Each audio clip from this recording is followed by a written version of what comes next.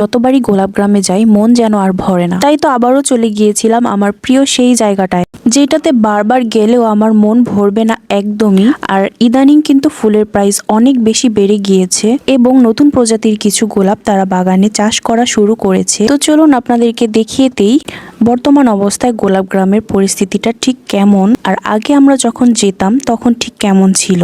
গোলাপগ্রাম নিয়ে আর কি বলবো, গোলাপগ্রামের হাজার হাজার ভিডিও হচ্ছে আমার আইডিতে আছে। তো আমি হচ্ছে প্রায় গোলাপগ্রামে যাই, কারণ এই জায়গাটা আমার অনেক বেশি পছন্দের।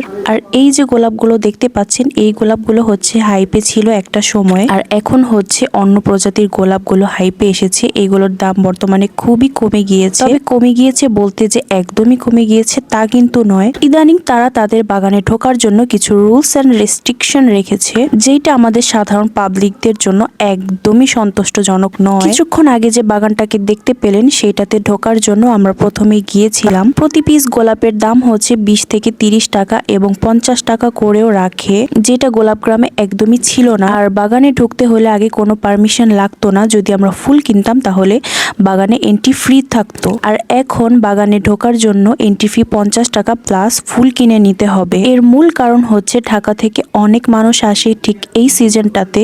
শাড়ি পরা সাজুগুজু করা মেয়েদের দেখলে তারা ফুলের দাম আরো বেশি বাড়িয়ে দেয়, আর অফ ডেতে তো কোনো কথাই নেই। তো চিন্তা করলাম যে বাগানে ঢুকতে হবে না, আমি আগে অনেকবার বাগানে ঢুকেছি, ফুল কিনে বাসায় চলে যাব।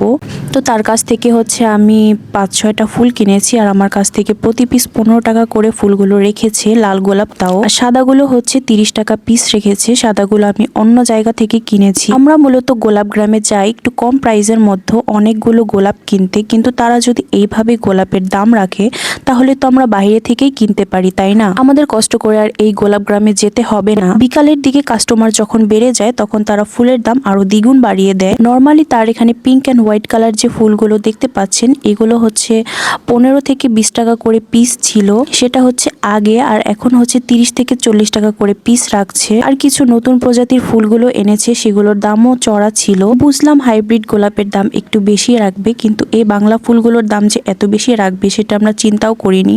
তো এই যে এই ফুলগুলো হচ্ছে তারা নতুন এনেছে আর কি, প্রজাতি এনেছে।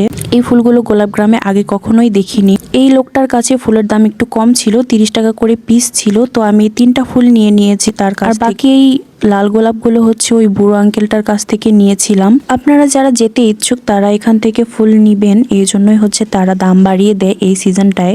শীতকালে মূলত গোলাপের ফলন হচ্ছে বেশি হয়, কিন্তু তারপরেও হচ্ছে তারা এই ট্র্যাজেডিটা করে। তাদের বিহেভিয়ারও হচ্ছে অনেক বেশি রুড টাইপের। আমি চলে আসার সময় একজনের বাগানে জাস্ট একটু ফুলটা ধরে ছবিটা তুলেছি বাগানের বাহিরে থেকে, আর সে আমাকে বলেছে যে আপনি আমার বাগানে এভাবে ছবি তুলবেন না, ছবি তুললে কিন্তু 50 টাকা জরিমানা দিতে হবে। এই কথাটা শোনার পরে আমি আরো বেশি করে ছবি তুলেছি, আরো বেশি টাইমিং নিয়ে ছবি তুলে তারপরে এসেছি। যাই হোক, এটা হচ্ছে আমার অনেক প্রিয় একটা জায়গা। এই জায়গাটা আমার অনেক স্মৃতি আছে, এই কারণে হচ্ছে আমি যাই। আর এখানে হচ্ছে আমার হাত মোজাটা ফেলে রেখে এসেছিলাম।